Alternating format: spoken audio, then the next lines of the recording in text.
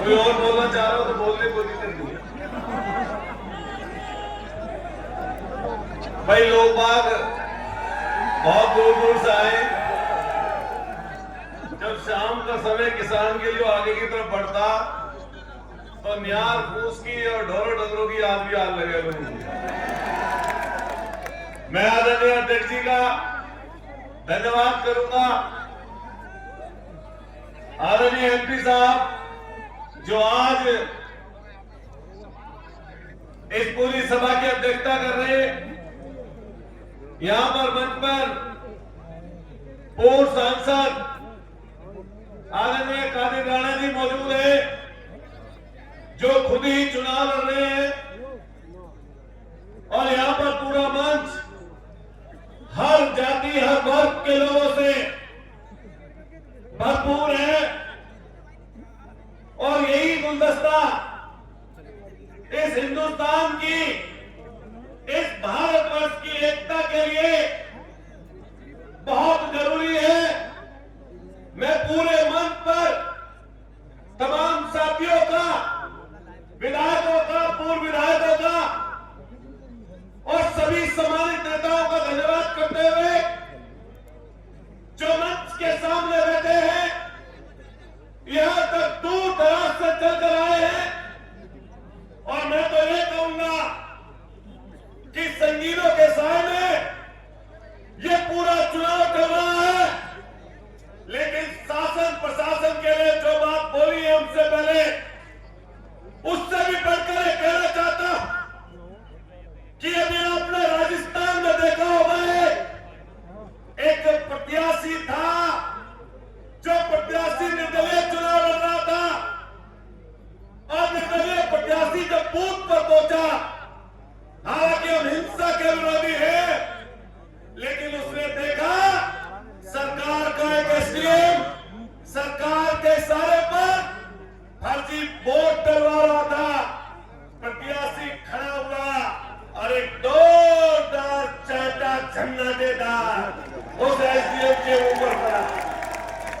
वो चाटा सिर्फ उस एसडीएम के मुंह पर नहीं था, सत्ताधारी दल की जबरदस्ती के खिलाफ था। मैं देखता हूं जब कानपुर के शीशा मऊ का चुनाव चल रहा है, वहां पर हमारा एक साथी इरफान सोलंकी, जिसको इस सरकार ने फर्जी मुकदमे लगाकर जेल भेज दिया, लेकिन उससे भी चैन नहीं आया सरकार को। जब उसकी पत्नी चुनाव मैदान में है तो वहां पर पुलिस चुनाव लड़ रही है, सरकार चुनाव लड़ रही है, ना कि भाजपा का प्रत्याशी। और किसी जगह चले जाओ, किसी जगह गाजियाबाद से लेकर करल से लेकर मिर्जापुर तक यही हाल आप लोगों ने 2024 में किया था, और अपना हश्र देख लिया। ये जनता है जब उठ खड़ी होती है, अच्छे अच्छों का दिमाग को दुरुस्त कर देती है। इसलिए ध्यान रखना, ये सरकारें आती और जाती रहती है।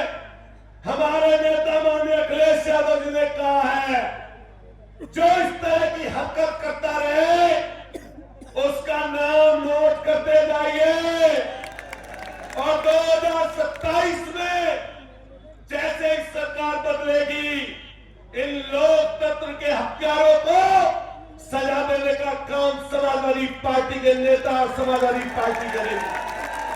पत्रकार साथियों, आप लगातार देख रहे होंगे कि एक हमारी प्रत्याशी जो महिला है, उसके ऊपर मुकदमा दर्ज कर दिया। इनके लोग गाड़ियों का काफिला लेकर घूम रहे हैं जगह जगह। आपकी हिम्मत किसी की नहीं होती कि उनको पकड़कर उनके ऊपर मुकदमा दर्ज कर दो। लेकिन ये ध्यान रखना, आज सारी जातियां इकट्ठी हो गई है, और जब सारी जातियां इकट्ठी हो जाती है तो एक एक का दिमाग दुरुस्त करने का काम करती है। मैं आप साथियों कहना चाहता, हर जाति का व्यक्ति बोलना, लेकिन जिसको आपने 2022 में एमएलए बनाया, ये 25 सैनिक बैठे हैं यहाँ पर। खतौली में 3000 वोटों से चुनाव हारे थे, खतौली में। लेकिन अखिलेश यादव जी का वादा देखिए, हमारे नेता का वादा देखिए, और हमारे मरहूम अमर रहने वाले नेताजी का वादा देखिए कि उसी व्यक्ति को सिर्फ वादे के अनुरूप खतौली से 25 सैनिक का टिकट काटकर उनको चुनाव लड़ा दिया। चुनाव हार गए वो, और हारने के बाद जब ये पता चला कि कहां से जीत सकते हो, कि मीनापुर की सीट से माननीय अखिलेश